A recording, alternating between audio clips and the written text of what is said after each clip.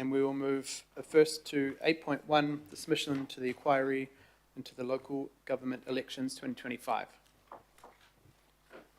So just get the staff members come up. Shirley, Elodie, and maybe Oliver too. No, Oliver's going to sit at the back. So as you know, we've had the open workshop on this and some discussion. Local boards have had a say as well. Just get the team to head off. Kia ora. And if you could just bring the mics a little bit closer to you, sometimes it's hard to... Tēnā koutou. We are here to seek your approval on the submission to the Select Committee's inquiry into the local elections. This is not about a decision of us as council running our next local elections with booth or with postal method. This will come to you as a decision later this year. Today really is about the submission. So we've revised the draft submission based on the comments received at last week's workshop and also feedback received from Hokura staff. The key changes include conveying more strongly that we think postal voting isn't fit as a method for the future local elections and that elections should move to a booth model administered by the Electoral Commission. We are also recommending that further changes be investigated, looking at overseas best practice as well to inform possible solutions, such as digital voting. We've added new recommendations to amend the recount process and create safeguards and audit processes for a more robust election delivery and maintaining the election integrity. We've also explicitly expressed that voting methods and systems are only one lever to influence participation, and we have expanded on ways to address low voter turnout, such as recommending civic programs, better promoting local government and local elections to a level comparable to central elections, and consider mandatory elections as well. We've also included recommendations on additional topics, such as extending the term to 4 years and considering the relative timing of local and parliamentary elections. So the revised submission has been attached to your agenda, and we welcome your comments and questions. Kia ora. Thank you very much. Do we have any questions on this? Councillor Filipaina. Tamari, here mana. Good morning, Chair. Tamari, koutou katoa to all those that are here. Chair, is there, I've read it but I didn't see it, whether there was any comments made around the issues with the subdivision at Papatoetoe and whether there was any chance of including the District Court and High Court sort of links to our submission, because they are relevant in regards to some of the comments that were made with the District Court decision as well as the High Court decision that's just been released. I'm not saying we end up commenting on it, but there were some issues around the postal, but those issues are well known. So I just wanted to see whether this, and this may go to the CEO, but just an opportunity to say there were some comments made with the decisions with both decisions by the District Court and High Court around the postal voting system itself. I don't want to end up mentioning anything around the decision, the pros, the cons about it. It was really around the comments that were made by both the High Court judge, Justice, as well as the District Court. So that's my partai. I think my guidance would probably be that we don't muck around with the submission as such, but we make absolutely sure that the recipients also receive those judgments and reflect on them. Yeah. So just can you elaborate? I just really was looking at mentioning the fact there was some issues in the election, but the comments from them both were clear around issues with postal voting. And yeah, so I just wanted to sort of see if that was an opportunity just to sort of mention that. Yes, so the draft submission currently includes this. It references the District Court decisions and highlights, as a quote, the sentence from the judgment that actually highlights the fragilities from the postal voting method as a main focus of that inquiry. And just to add to that, we asked the Justice Committee if we can have an extension to the end of the month to give us a bit of time, because we're also running the election right now. And they've suggested getting a submission in, and you can always make an additional submission later about the Papatoe situation and kind of how the whole election, rerun of the election goes. So we can always send in additional feedback later on, but we've mentioned enough of it in here.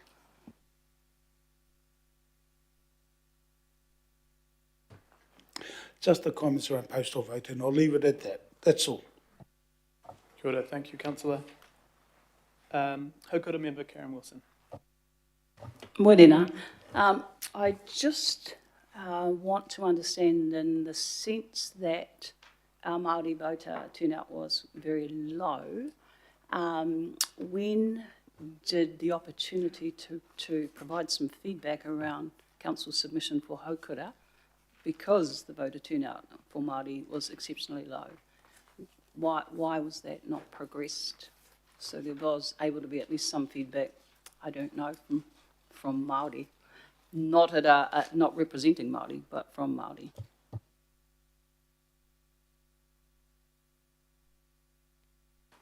I'm sorry, I'm not sure I understood your question. We sought feedback from Haukura on the draft submission. Is that what you're asking about?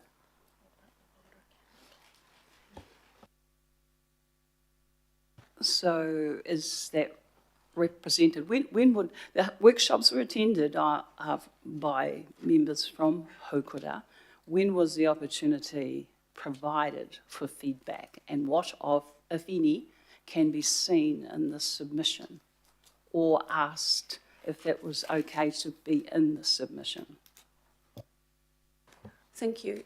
So no, there was no presence from Haukura at the workshop, but feedback was sought via email, and Haukura secretary provided feedback on the draft submission, and that was woven through the revised submission. So that included highlighting Haukura's role in Auckland Council's governance, as well as highlighting Māori turnout and the importance of civic education for Māori voters particularly. So just to provide some clarity, Haukura, by way of the Secretariat, was present at the workshop and had no feedback that was provided. And more importantly, I guess the paper does indicate at a governance level, Haukura is there, not in the same function as mana whenua iwi would be. So I'm not understanding how that came together to be represented. So there was none, I guess, is my concern. So I'm wondering why there was no feedback that is obvious in Auckland Council's submission, where we would really normally, albeit there's a cut-off date and our time is today, we would normally get an opportunity to vid those, especially given the low turnout. There is no dispute in my mind's eye that that is not the case on this occasion. So my partai was wise has not occurred. We apologise sincerely if we've overlooked consulting, seeking formal feedback from Haukura. We had gone to seek formal feedback from local boards, and a draft submission was sent to Haukura Secretariat, so we can kind of get any views and confirm it here at this meeting where Haukura representatives are. The issue, so the report, the initial report that was produced was by staff who delivered the election, so it was their operational report on how the election's delivery was. And the outcomes, like the statistics, and our question to the meeting is what political statements you want to make based on the delivery and the results. What recommendations do we make to Wellington? So what staff had picked up was there was the Māori turnout was very much the same. It wasn't a big drop. There's a drop in other groups, but so we kind of highlighted that to the Haukura Secretariat in case you had feedback about how we might improve that. But yeah, in terms of the process, we apologise if we've missed a step, and we're hoping you can provide some feedback here. If I can, Mr. Chair, well, the cut-off date, the cut-off time is today, so I'm not sure where that window appears for Haukura to be able to submit, so that's my first concern. And then I'll move into the next part. You said, the turnout was, in terms of Māori voters, some concentrating on the capture of Māori voters, and you said it was pretty much the same, whereas in the paper here under the Māori impact statement it says the persistence of lower turnout among Māori electors indicates that existing electoral arrangements may not be working equally well. If you understand that and know that and have put that in the report, then my partai is why hasn't that been mentioned at all. It even occurs in some of the local board feedback, but not anywhere else in the submission. So why has not featured in this paper, which seems to be centred more around postal referendum as opposed to continuing, ongoing Māori voter participation or lack thereof? So the submission is obviously the big highlight for us is the vote method, the postal voting. But the submission also touches on the low voter turnout and what we think might be ways to address that in the future. So it talks about kind of needing civic education, continuing to work with partners. We think central government could help here by having a coordinating role. But we also acknowledge we have a role to play to continue to work with our communities and our Māori and non-Māori to get them to vote. We have time after this meeting to take more feedback from Hokura to better reflect any concerns that you think we haven't captured in the submission. And we can contact the committee and see if we could just send it in tomorrow if that addresses your concern. That is an opportunity we'd love to take up, but the concern exists in terms of no local board seats, no ongoing concern around Māori votes. It's a capture that should be reflected, in my view of the world anyway, on behalf of Hokura in a council submission. So we will uptake that opportunity if we can, please. Thank you. And just confirming, thank you. Member, we will do that with you, so just confirming that. So after this, will you tell us who you want to talk with, and we'll work that through with you today. Thanks.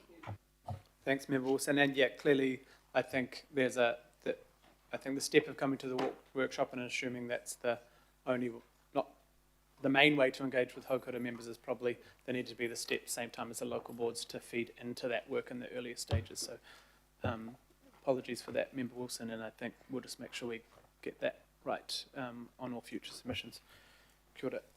Questions? Councillor Turner. Thank you very much.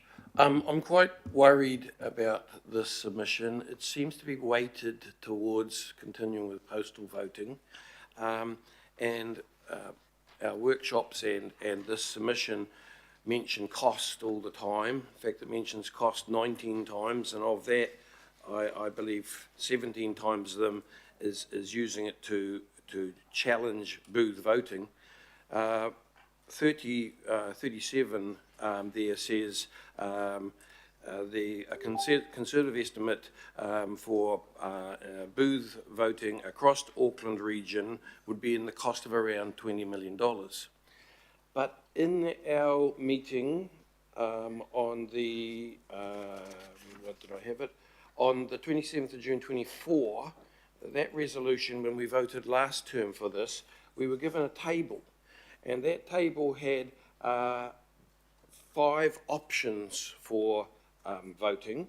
Option 3 was broken down into A, B, C, D, and that was, option 3 was booth only, and D was 30 places per local board for 14 days across the city. That came in at $19,949,574. They had it quite precise. Yet, if you take option A, which is 20 booths per local board area for 7 days, it's $11,377,000. So we've just been talking about the most expensive option. In fact, the 3 options are B, which is 30 places for 7 days, and C, which is 20 places for 7 days. The C is 15 million, B is 13 million. So we could have 30 places. Kia ora, Councillor Turner. So the question is, why has that been excluded from this submission? So Councillor Turner, whatever it was, the last time we made the decision, that was based on, we had all those options, and those options were voted down for booth voting. I was on the pro-booth voting. But this decision today is to basically put forward a submission saying we prefer other methods, but in September we will make a decision on what type and what the cost may be for future elections. This is putting in a submission basically saying, could the Electoral Commission do it? What are our options? We think postal voting is not the best way to go. In September, this body will then decide if we keep postal voting or if we can do, we will have more workshops about that later. So this isn't today making a decision to align with cost or budget or anything like that. Yeah. But the submission is weighted in the way it's written away from it. This submission carries that tenure that we've had in all our discussions, that booth voting is too expensive. And so I'm challenging that, and I think that makes this submission fundamentally flawed because it's weighted. It's not doing exactly what you said, Mr. Chair. It's also weighting an option. Point of order, that's a debate point, not a question. So I guess Well, I'm if the asking staff why. can explain that nuance bit, so not that we're making a decision, but as Councillor Turner said, are we being clear enough that not all the options cost the same? Thank you. We can certainly include in the submission that our estimates range the option from 11 million through to 20. I think to answer your question though, we've gone with the higher estimate because we've been told since then that the cost would likely go up for any options you would consider, which will come clear when we do the report in September. But Excuse also we've me. had interactions with... I don't wish to be rude, but could you speak into the microphone sorry. a little more clearly?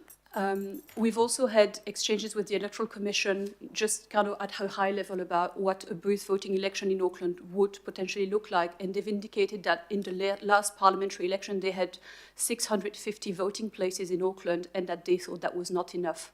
So with that in mind, we're probably looking at one of the more expensive options to make it successful in Auckland. But that is just at a high level. As I said, we can amend the submission to include a wider range of costs. Thank you very much. Please make it as balanced as possible. Thank you. And I think just to make sure that everyone doesn't fear that today is setting us up with a cost, we're saying we have concerns, this is one way forward. It's in September-ish that we'll be making a decision. It doesn't have to be aligned with the submission if we have more information by then, but September will be the time where we say this is the new voting system, or we stick with what we've got, or we have different ways of funding it.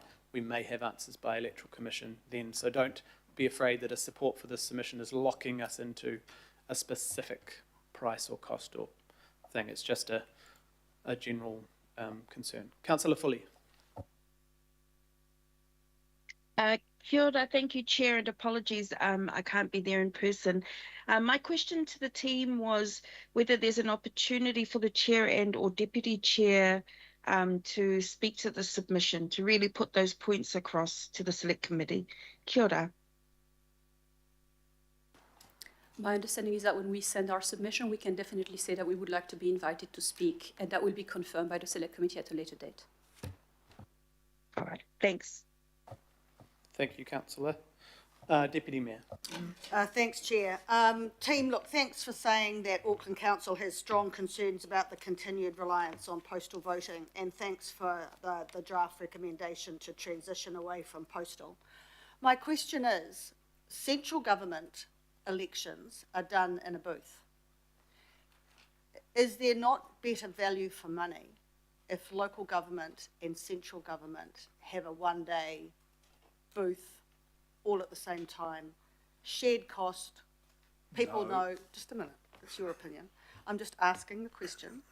Everyone knows this is the day you vote and everyone can come out and do local government and central government. Now, I know the timing is different, but if you were looking at the negatives to date that have been around booth voting, which is cost, if that was shared, would that not be delivering a value for money and killing two birds with one stone? I know that there have been conversations around the respective timing of local and parliamentary elections, and there are people that are in favour of bringing them together on the same day so that it might help participation and also might create some cost efficiencies. But there are also people who are against it because they worry it might make local elections basically cannibalised by parliamentary elections taking over all of the visibility. Kia ora, Deputy Mayor. Mayor Brown. I'm glad you're sort of raising questions about postal voting. One of the things that occurs in postal voting, which I don't think the submission covers, is aggregating of postal votes, where people take a whole lot of them together and go into an organisation. It might be a community organisation or a church or something like that there, and they fill out dozens of them at the same time and send them off. Now, that's not the normal way to do voting. That's corrupt, but it happens all the time. And so, so booth voting or some other thing, you're supposed to have one vote each, not be a strong person and aggregate dozens of them. And so can we have can you put something in there about the problem of vote aggregation? Please. Yes or no?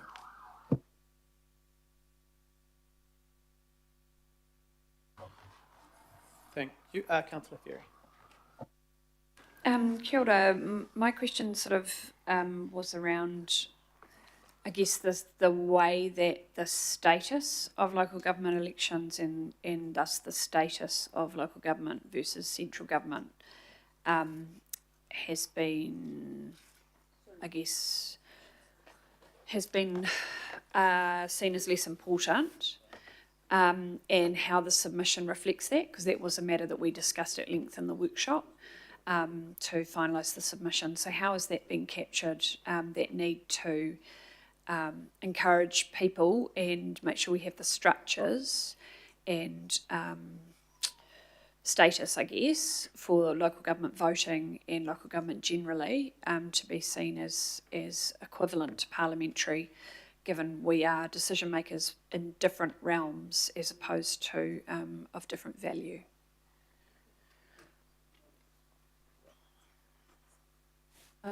I believe we tried to capture that in the executive summary. And convey that feeling, as well as woven through a number of the recommendations where we recommend making those tweaks to align local electoral regulations with parliamentary elections. It's also woven through in the section around voter turnout, where we recommend that better promotion of local elections would help with participation. Thanks. And is it your view that having the Electoral Commission take on running our elections might assist with that perception issue? We have heard that certainly their branding, such as the Orange Man, has got a strong recognition, and so being able to use that branding for local election might help people understand immediately what this is about. Thank you. And through the chair, we also envisage that even if they're running the election, say it goes to them for booth method, we would still have a role to play in terms of helping reaching our communities, because our structure is quite unique compared to the whole country, to others around the country. So we would work with them. Thank you. Councillor Filipino again. Tēnā koe he mana. One of the last recommendations, and the heading was around the Auckland Council and the council staff role. And the recommendation was that council recommends the Electoral Commission takes on a national leadership role. If that's the case, my pātai is what happens to the Independent Election Services Limited that ran the local government elections? What happens to them? In theory, they wouldn't have a role anymore if the Electoral Commission takes over, although we expect that certainly in the first election run in that new way, they would probably have a consultant role to help them run local elections, which are in themselves quite different from parliamentary elections in terms of the technicalities of them. So we expect independent election services might be called upon by the Electoral Commission to support in some way the implementation. So they could still be utilised, obviously, if it gets transferred to election service. Thank you. Thank you, Councillor. There are no more speakers, so I'll move to the, did I have a mover? I'm happy to move. Seconder, Councillor Filipino. I'll just get you to step back from the table. Thank you. Is there any debating points? Councillor Watson.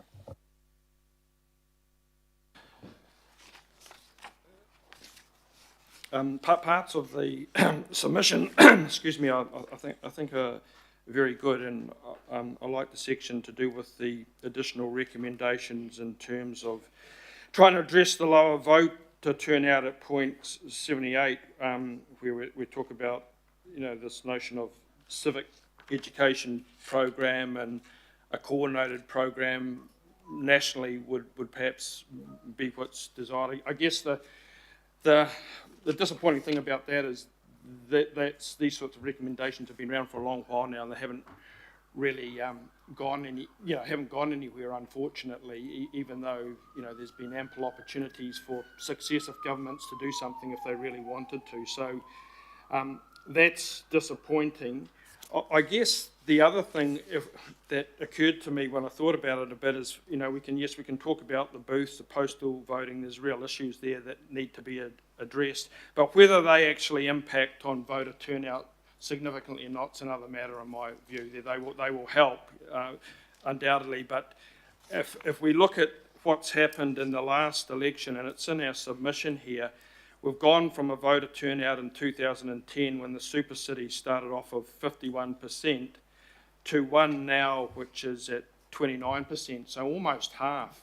Now, I think there's actually a dynamic at work here that's not just nationwide, it's also Auckland has its own particular characteristics here in the structure. So we have and by any measure, people will recognise it, that voter turnout is often driven, in Auckland especially, by a genuine mayoral contest. Okay, that's what they rely on. A mayoral contest. Back in 2010, you had three mayors essentially running: John Banks, Len Brown, Andrew Williams. You had a wealthy businessman, Colin Craig. So you had a genuine contest. What has happened in Auckland since then is we have not had that, where the mayoral contest is almost can be over before it's even started. Now that's not a healthy situation, irrespective of who's standing, and it's starting to manifest itself in some of these areas that usually have higher voter turnout. So if we look at some of the local board areas like Hibiscus and Bays, down 10%, parts of Franklin down 10, 11%, Oraki down 10%, parts of Rodney down nearly 10%, same with Upper Harbour. So some of these strong voter turnout areas are declining big time. So you really have to ask what's happening there beyond, the postal shortcomings and, those sort of more technical aspects. What is also built, so the whole super city is premised on this strong mayoral contest and this strong mayor. In fact, I think they even used the term inspirational mayor in the documentation. But what's happening with the mayoral contest is particularly it's becoming dominated by money. So if you look at the election returns there, you'll see, say, over the last two elections where there's a significant gap in the money that's raised, and in the last time, we have, without getting into individuals, we have the incumbent having nearly 7.5 times as much money at disposal as the challenger. So we're going more to a situation akin to parts of America where contests for public office, particularly for the mayoralty in Auckland, is dominated by the ability to raise money, and of course money comes from large donors, and in Auckland's case, many of these donors we've seen are, property developers or companies with business interest involving Auckland Council assets or land. So I'm really putting it out there that we can address these matters to do with the way the elections are run, but we face a fundamental problem where our election turnout has nearly halved, and it's on an downward spiral. We have the central part of the election faces around this unusually strong position of the mayor, and that in turn is required to drive interest in the elections. But what has happened in recent times is where there is not a contest there, and that contest is dominated by big money from private interest, developers and business interests with council assets primarily.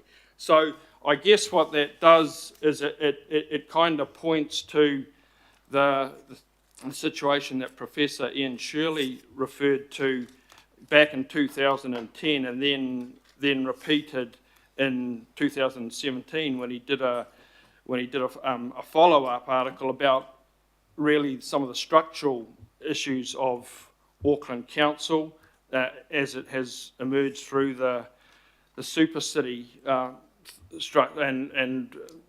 mean, he's a Professor of Public Policy, so I knew what he was talking about, and what he said Auckland would be replaced with, quote, a corporate structure where the major beneficiaries will be the exclusive brethren of big business, merchant bankers, and a narrow range of consultants dominated by legal and accountancy firms. And that comes about as a consequence of the structure, but also the election results. So we have what he calls a deficit of democracy that is built into the structure, the very structure of the council, which in amongst all the reform we haven't really looked at. So I guess, Mr. Chair, what I'm saying is that yes, good, this is a good submission that zeroes in on a couple of relevant points, but I don't think it's going to fundamentally alter the fact that we're in Auckland in particular, we're on a downward trajectory that is pretty dramatic and is now going over to those areas which traditionally had higher voter turnouts, and that in that lower trajectory where we have in Auckland elections that are driven by interest in the mayoral contest, we have going along with that the predominance of the ability to raise money, a bit like happens in other countries like America, where where the winners or the people who do well are totally reliant on big electoral donations. So that's not a healthy situation, and I'm not quite sure what can be done about it other than the awareness that that's actually what's happening.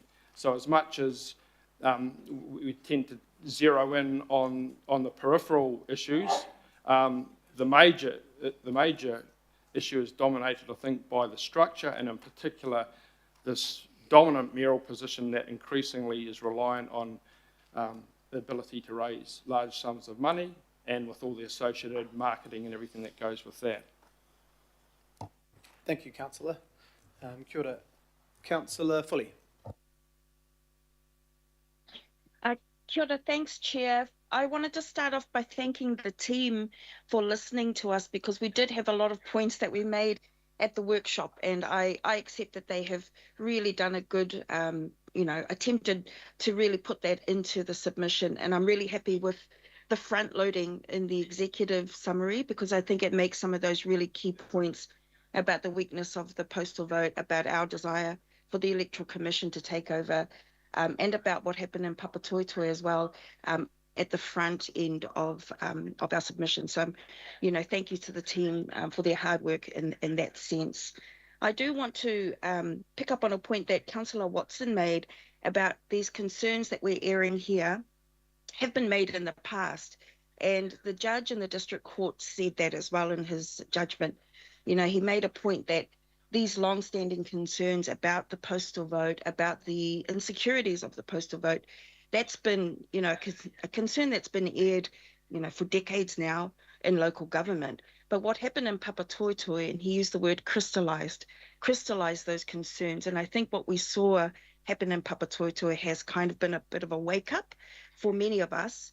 And I hope it will be also a wake-up for those in Wellington. So I just want to encourage you, Chair, and the Deputy, if you go, if you do the submission on our behalf, to really strongly put those points, because they've heard them before, down in Parliament, they've aired their concerns before too, but really have never done anything about it. So I just want to encourage you and, tautoko you to really bring those points home on our behalf about our concerns. And hopefully, we will see some change. And hopefully in September as well, when it's our turn to make that decision, we'll see that change come as well. Kia ora. Thank you. Just lastly, that this is about the integrity of our voting system, and it is about protecting our democracy as well. Thanks, Chair. Kia ora, Councillor. Very good points. Thank you. Councillor Ferry, Deputy Chair. Kia ora. I wanted to point out that we are using an electoral system that was developed when our democracy looked quite different from how it does now, when our society looked quite different from how it does now. We're working in a different context. And as a result, we need to look at systems that reflect that different context and the different challenges we face. There's been a lot of focus on the changes to the postal system. Some of that reflects the fact that we have people who do not use the post anymore. A lot of people, more people every year. I personally pretty much only use the post to send postcards when I'm on holiday. And I have one bill that I keep getting through the post because sometimes you need to prove that you've received something by post. That's the only reason I don't get it online. And also, people have heard me talk about this before. It's my rates bill, so that when people ask me about questions about my rates bill, I can show it to them physically. But most people have shifted to digital. And this is not a plea for digital voting. I think there are too many flaws and it's not safe enough yet, so I'm not doing that. What I want to talk about is the fact that we have those changes in the postal system. We now have a community that doesn't use the post as it used to. We have a completely different media environment now as well. We have had a withdrawal from local media, local coverage in most of Auckland. There's still a few outstanding genuinely local rags. I don't say rags in a negative way. But most of Auckland doesn't have dedicated local coverage of local government issues. In the last election for us, we didn't even have coverage from the major outlets of the local ward races. In previous terms, it was common for the Herald to do a mid-term and an end-of-term scorecard for all councillors. They didn't do it at all last term. They didn't even do the usual ward roundups that they would do about the ones they thought would be hotly contested. So there's been a withdrawal by media for a variety of reasons from covering us and covering what we do and our issues. Auckland has a different structure from the rest of the country, and so when we're relying on national media to cover our local issues, they don't always get it right as well. They don't always understand the nuance.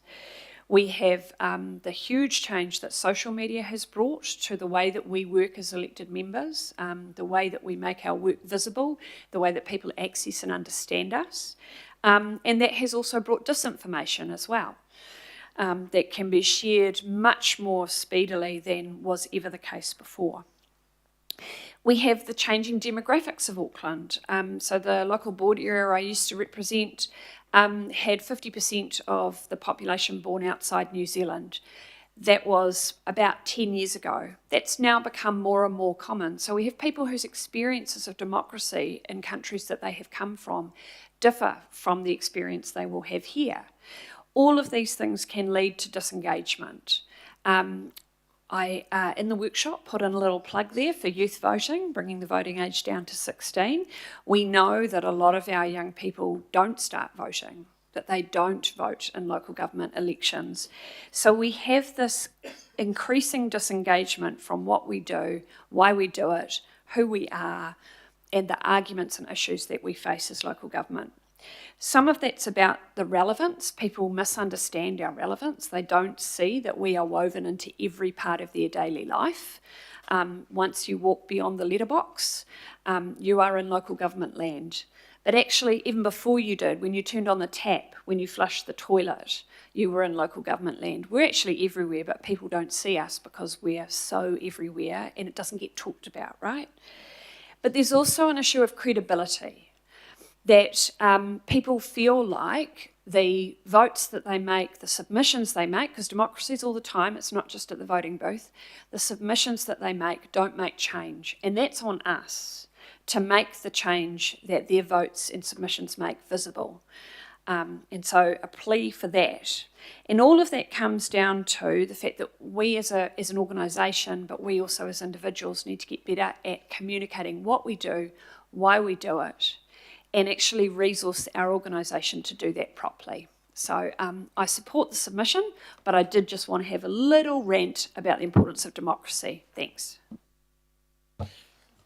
Perfectly timed, Councillor, thank you. Councillor Henderson. Oh, thanks. That was hard to follow. Thanks, Councillor Ferry. Just wanted to focus on something kind of more narrow, but quietly noting I'm delighted with our submission to pick up the issue of recounts and supporting automatic recounts for close votes, something that I personally have long advocated for, and I hope the government picks up in the 2028 elections. It's a system that works overseas. Many US states have laws where if your election is within a certain threshold, then a recount just happens automatically by law. The current system we have in local government involve court applications, which can cost huge money, with real subjectivity involved in whether you actually get your recount or not. Candidates enter a process with no idea right after they might have lost an election by a couple of votes. it's bruising and really demanding for people, and hits them in the wallet as well. I think most Aucklanders would expect that if your race was sufficiently close, say 20 votes or something, it's close enough, and we should just check the will of the community that it's absolutely clear and double check that. When I first ran for the local board in 2013, one of my ticket mates was 20 votes ahead on the final count and ended up losing by 1 vote, which is pretty brutal in and of itself. But we've had closer votes in the 2025 election where recounts weren't granted by the courts, they were denied. And I don't think Aucklanders would find that acceptable. So we should have a trigger where automatic recounts apply without costly and uncertain court proceedings, and I just call on the government to lock it in so we don't have this unacceptable situation again. Thanks, Chair. Kia ora, Councillor. Thank you. Councillor Patterson-Hamlin. Kia ora. Yeah, this is an excellent submission in my view, and I'd like to thank the staff for taking on board the many, many things we had to say during the workshop.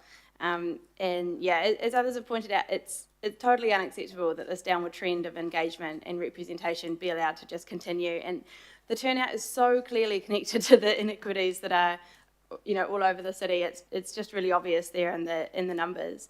But it's predictable. You know, that none of those numbers are a surprise. But we can't let that stop us from being really passionate about doing something about it. You know, we haven't tried booth voting since Councillor Short and I were doing Jump Jam. So, you know, while it's frustrating, but it's a long journey. Sorry to bring you into that.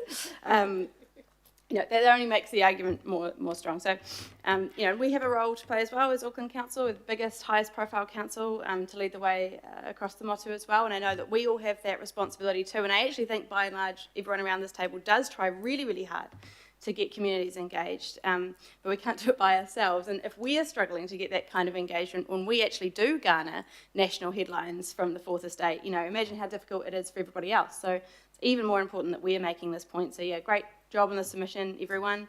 Thank you for our friends in the Fourth Estate, some of them are here, for putting some of this kōrero into the public realm and helping us shift the dial on this, hopefully. Kia ora. Thank you, Councillor. Councillor Newman. Yeah, thank you, Chair. I'm sorry I missed the workshop on this. I mean, I've got a bit of a conundrum because there's parts of the submission I do support. I don't support the consideration of the 4-year term, and I don't support compulsory voting because I think that people need to exercise the choice to participate or not. I actually think that probably we do need to look at the booth-based voting as an alternate to postal voting. My concern there, I can tell you here and now, almost certainly if we go to booth-based voting, the turnout will fall even more. I don't think that you will see a dramatic increase in voter turnout if we have an election where on this day everybody needs to go down to their polling booths. I think that the turnout and we haven't always had postal voting in local government elections. We have had booth-based voting in local government elections previously, and the turnout was poor then. Admittedly, many, many decades ago, but the turnout was poor then. I think that that's potentially what's going to happen. And look, it's going to be interesting to see what happens in November, because my prediction, and I've been worrying about this for quite some time, is that voter participation is dropping, and it's not just about local government, it's about elections full stop.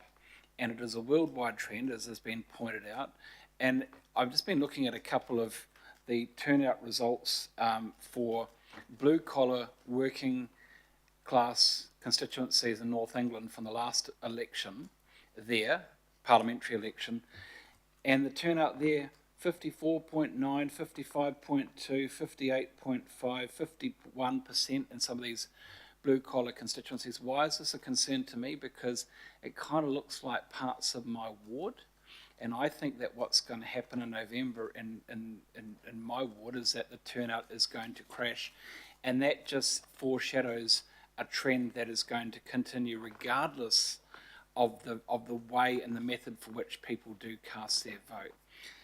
The final thing I'll say, Chair, is that I don't know if there's an appetite from central government to pile in more tax dollars for the Electoral Commission to run local council elections. I don't know if that's going to happen. What I do think would happen under that scenario would be that almost certainly, if the Electoral Commission were required to do that, they will contract out to the providers that already conduct these local government elections anyway. That's my theory. And you can decide if you think that's a good thing or not. Thank you, Chair. I don't support compulsory voting, so I'm not quite sure what I'm going to do with this submission, but I know I have to either vote for the submission or against. I can't record my vote against certain parts, can I?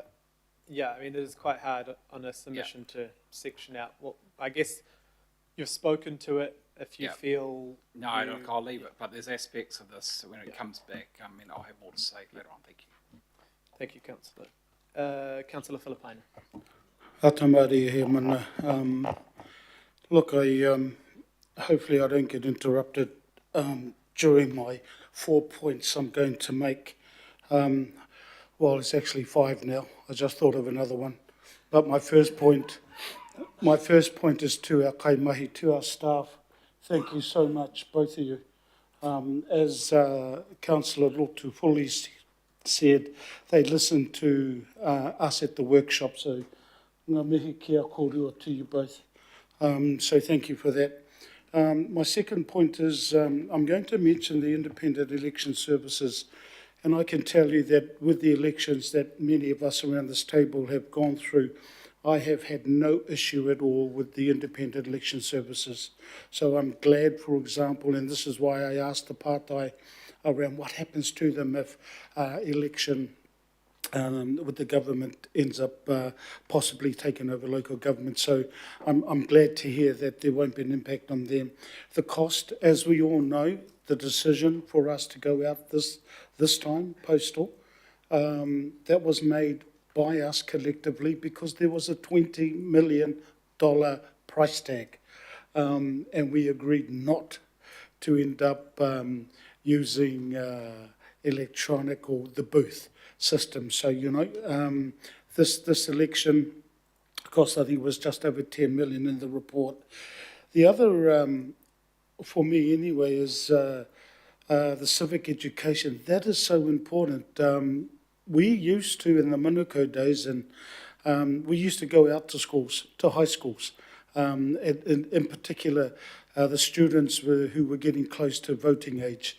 And we used to go out, and councillors used to go out with our staff and really just to talk about what council does, just to educate them, the governance from the councillor's perspective.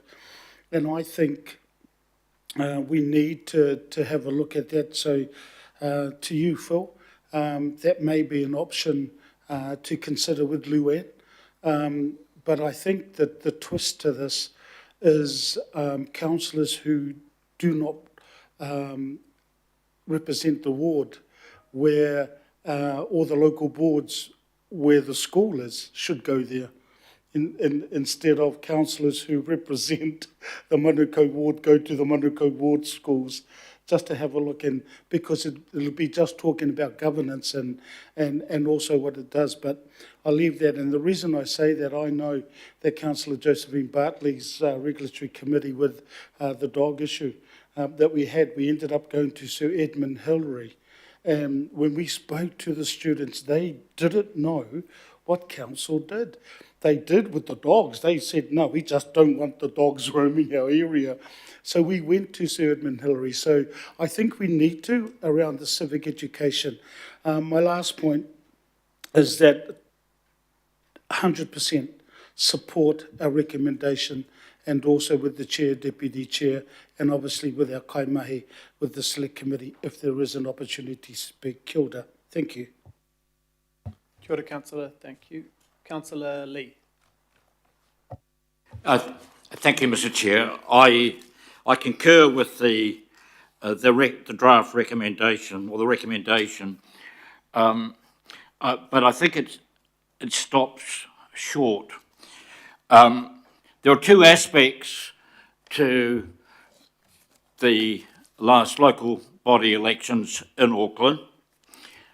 One aspect were the technical issues around postal voting, essentially, and the measures taken to try and deal with those problems. When postal voting was brought in 1989 in local government, postal service were way more extensive than they are now. There's been consistent retrenchment of postal services ongoing, especially in recent years, so much so that it's a real mission to actually find a mailbox to post one's vote. And so all sorts of other measures have been brought up, mobile ballot boxes, events, which in effect, we're talking about social voting here, which raises questions about a fundamental tenet of free and fair elections, the secret ballot. That doesn't seem to apply so much in local body elections for some reason. However, we have a situation, another measure taken to combat an ongoing trend of decline in participation in voting in Auckland has been to extend the period of voting in the hope it'll lift the vote. But this raises other concerns about the security and integrity of the election process when ballot envelopes are left in letterboxes, well, sticking out of letterboxes for literally weeks on end and lying around apartment halls, student halls and so on for an extended period of time. That raises questions about security. Anyway, there's been a big effort by the council to hustle up special votes in order to meet its KPIs, and that has been of mixed success and raises other questions. We had a record turnout, low turnout, a record decline in voting in Auckland, 29.3% at the last election, yet a record number of special votes. And a council spokesperson tried to bet the best possible spin on it by saying the low turnout was because people must be happy with Auckland Council. And then a week later, when the information came out about the scale of special votes, the same spokesperson said, well, it shows people want to be involved in local government. They both can't be right. So that's a technical aspect of it. I think the solution would be that rather than just the Electoral Commission managing local body elections, we should have the same form of election as parliamentary elections, with early voting, but essentially with a polling day vote. And the government has recently made amendments to that particular act relating to parliamentary elections, tightening up the issue of special votes on a voting day and so on.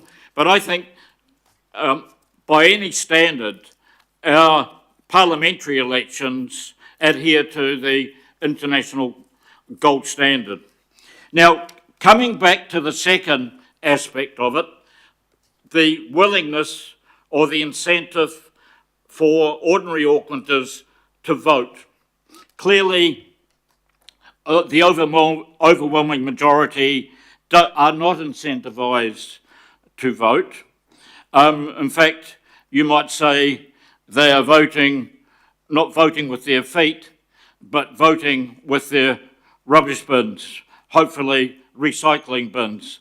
And that's not a good thing at all. It's not a show of confidence, and it's not a sign of a healthy relationship between the council and the people it serves. So 29.3% in Auckland, what was it across the whole country. Well, across the whole country, without Auckland, was 44.7%. With Auckland, put those, as we are part of New Zealand, you figure the Auckland numbers in, and it comes down to, I think, 37.5% or 35%. But without Auckland, it's up at 47%. So we are significantly lower. So what is special about Auckland? It seems to me the special thing about Auckland could be arguably be council policies, or it could be just the sheer size of the so-called super city. And that argument could be backed up by the knowledge that small communities, even within the Auckland region, vote significantly higher than big ones. So I think this submission is fair enough in a way, but it misses an opportunity to address the real problem and turn the problem we have with declining voter turnout to fix it and turn it around. Thank you. Kia ora. Thank you, Councillor Lee. Councillor Short. Thank you. I am not going to go on and on and on about voter participation. I feel like everyone's had a hoon at it, and there is one thing I will touch on though, and it is not dismissing the people who actually did take the time out to vote. So there is obviously that spark in people to get involved in local democracy, and I think the question we should be asking them is why they voted, what actually got them to vote, and I guess just not who they voted for, that's really bad, but also just, I mean, what we could do as a council to encourage others to vote, because obviously there's a reason why these people are still voting. They obviously still care about Auckland Council and the city they live in, so maybe there's something that we can learn from them. The other thing I'm really keen on, and what has been significantly highlighted with the Papatoetoe selection process, is electoral integrity and safeguards.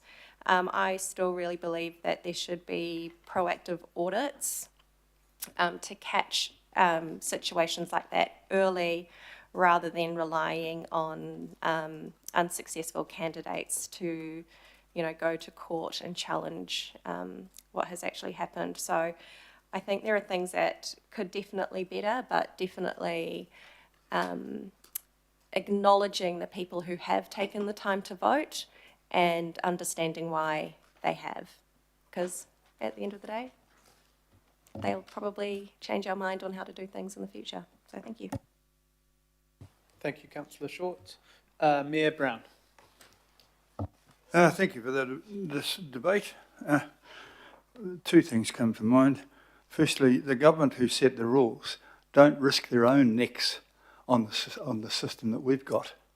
And it seems surprising to me that they give a bloody postal system to local government, which they don't show any sign of respecting, but insist on a much better, more reliable system and get themselves out. So I wonder whether we can point out in our submission that why are we so different? Why are we such a B division? And I speak as a person whose vote didn't go down, despite spending a lot less money this time than last time. So that's another sort of a sour grape content, but there you go. The allowance for mayors to spend is not set by us, it's set by central government. The Mayor of Gore is only allowed to spend $10,000. The candidates for Mayor of Auckland can spend $712,000, and I don't think anyone came anywhere near spending that amount of money.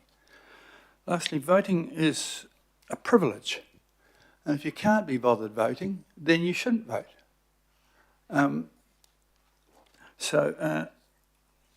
I just think, not a bad submission really, but postal voting is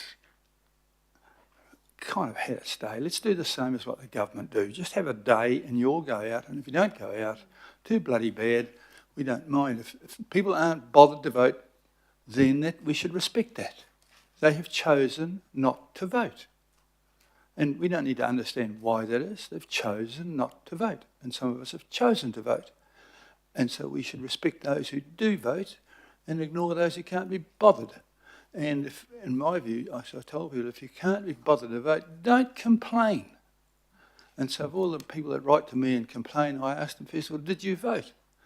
And a lot of them didn't. And I said, well, if you don't vote, you don't complain. And I think that should be in our thing as well. But voting's a privilege. If you don't want to vote, respect it. That's fine.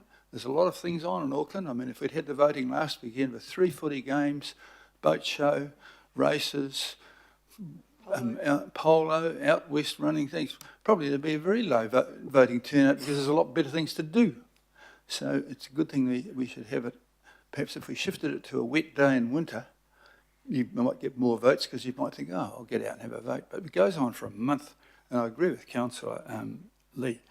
A month is a bloody long time to show it. You know, the things get lost, people can't find them, the slips on the floor, half the voting papers are down behind the fridge you find a couple of years later. So the main point is, I would like to see in our submission is, how come the central government feel that they deserve a better system than we get? I mean, it's not as if they get better people. Thank you.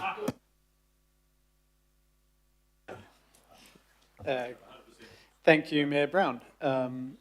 Councillor Gillen. Thank you, Mr. Chair. I just wanted to say that it's really disappointing that successive governments have intentionally run down the postal service. They've removed all the postal boxes for putting your letters in. They've increased the prices of sending a letter by a huge amount. And so now we're in a situation where people don't rely on the postal service.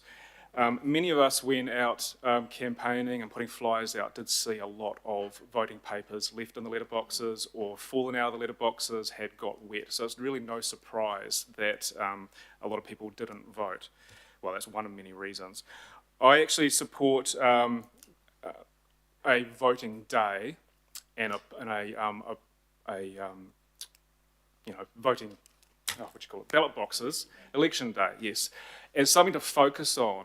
And then the education can be put towards that, the advertising can be put towards that, and as we said around the table, many people, it works for the government elections. I think it would work for the local government elections as well, irrespective of what the points that Councillor Newman put forward before.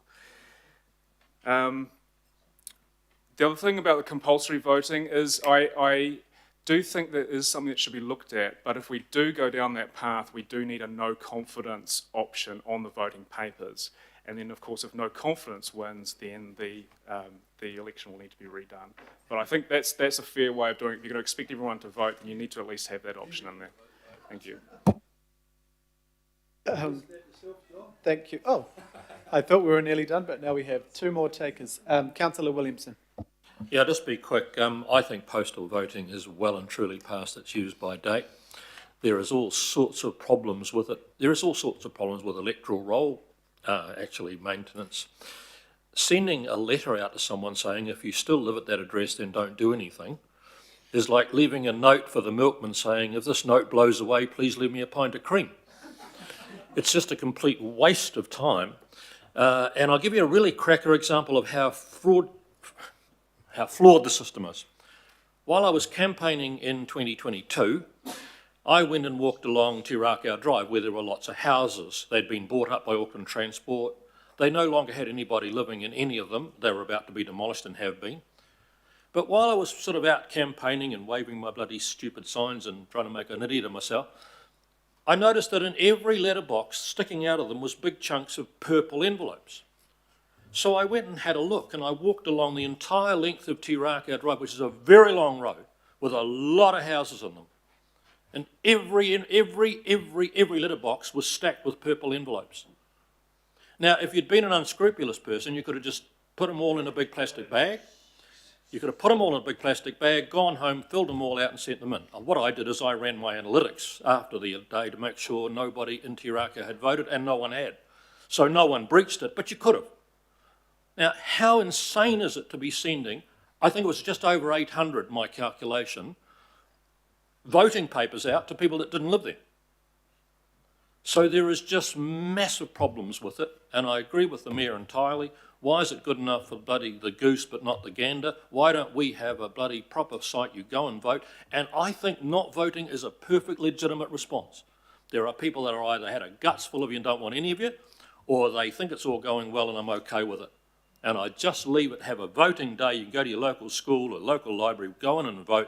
That's what democracy is about. And if you choose not to, good on you. Thank you, Councillor. Councillor Bartley. Thank you, Chair. I think there are some positives in the accessibility of, the booths or the boxes that we had at night markets, supermarkets. I think convenience is a major factor for people when they get their voting papers and how they return them. And I do agree with the findings and what so many have said, that postal voting is a thing of the past now. There's no post boxes. Some people didn't even know what a post box was. So whatever we can do to make it more convenient for people. But I think the biggest question is for people is why they should vote. And there's a disconnect between when they're getting angry sitting in traffic and then they know who we are because they look for us to send their complaints or tag us on Facebook. There's a disconnect between when something goes wrong and voting. People just don't see the importance of why they should get out and find a post box or go to a supermarket, fill out this paper, drop it somewhere. I really think we need to do more about the reason why rather than all this focus on how. That's my 2 cents. Thank you, Councillor Bartley. Councillor Fletcher. Oh, thank you. Much of it has been said, and I miss seeing Warwick McNaughton here because he just had such a wonderful institutional memory of these issues. And my only contribution is to say that it's not just the sustainability of the postal voting that has urged me to speak. For some of us, we have argued against postal ballots long before the disintegration of the postal service. And the arguments were along the lines that others have spoken of. It somehow implies that local government is of lesser importance. And I think that the whole idea of having one election day, having ballot boxes and people going in and registering their votes is one that I'm sure the CEO will remember because we've had amendments, on this issue as we've gone through this process before to say, let's get rid of postal ballots. And with no great intention to be rude about Richard Northey, but he was the architect of the retention of the postal ballot. He loved it because he really believed that it would actually encourage more people to vote. Well, I think what we have heard today is that it hasn't helped greatly and it's long overdue. So I really welcome this report and thank our current officers for the quality of the report that they have written. Thank you, Councillor. Kia ora. Councillor Turner. Thank you. Just quickly on the back of Mr Mayor's comments about if you don't vote, you shouldn't complain. I think everyone should exercise their vote, but I just make the point that rates are compulsory, so I think they do have a right to complain. Thank you. Kia ora. Thank you. Just a brief comment from me. Yeah, I think the debate will be interesting in September. We did have a debate on moving to booth instead of postal last time, but that was lost 10 votes to 11. So it is up to us as well. It's not just the government's fault. We had an opportunity last time and we have another opportunity this time. So I guess it sounds more positive this time, which is good. The other thing around compulsory, I mean, if you look at Brisbane Council, they had an 85% turnout, but they do have compulsory voting, whereas the states who have voluntary voting for local elections are down about the same as us. So that is something to consider, at least. I don't see it. Can't be that bad. Can't be that bad. Yeah. So the other thing around the 4 weeks that many people have mentioned, the only reason the local government elections were extended this time is because of the postal voting. It wasn't to encourage more turnout. It was because it used to take 2 or 3 days to send the ballots out. Now it takes almost 2 weeks to send them out, and then it takes almost a week or so to get them back once they're in the post. So the only reason the time frame was extended was because of the postal system being such a slow process compared to how it used to be. I think there is a case for, it can't get worse than this. It cannot, well it can, but it shouldn't. I don't think any of us would say 29.3% of people supporting or voting for an election is good, or even, great that those people turn out, fantastic, but it cannot get much worse. So I think there has to be change and things to be looked at. I think that some of the stats that were shown from the surveys show 1 in 4 people filled out their ballot and didn't send it back, or forgot, or didn't know the date. So some of those people might be making that up, but you could assume a bunch of those people, if there was an election date with booths and a bit of excitement around that, they may have been more likely to vote rather than leaving it on the dashboard of the fridge or wherever that postal ballot was left. So that will pick up some. But I think, to Councillor Bartley and others, it is about civics education. It is about encouraging people to vote. It is making sure that people know that all residents are able to vote, not just ratepayers. A lot of people talk about people who get the bill in the mail, whereas people who rent also pay rates, and young people who students and things, they still have an equal vote. Every person over 18 in the city has the right to vote, but often the direction is aimed at ratepayers or someone who's getting that bill. So it's all about making sure people know what local government it is, and also we do ourselves a disservice sometimes throwing ourselves and the council and everyone out to, I won't say under the bus, I've been told off for that before, but we criticise ourselves and create quite a lot of negative media out there. So it is about encouraging people to understand what local government is, how you have a say, and voting is one part of that that's very important. But I think the submission is good. I think many people have picked up points they like. I don't think there is a silver bullet to any of this, but it's got to change to get better. Only part of that is the way we vote, and I think that will help a little, but it won't be the only answer. Kia ora. All those in favour? Are there any opposed? Cool. Thank you very much. Unanimous. Right, now, so first of all, we'll go back to, it's slightly out of order, Graham, but since you gave us so much time, I'll just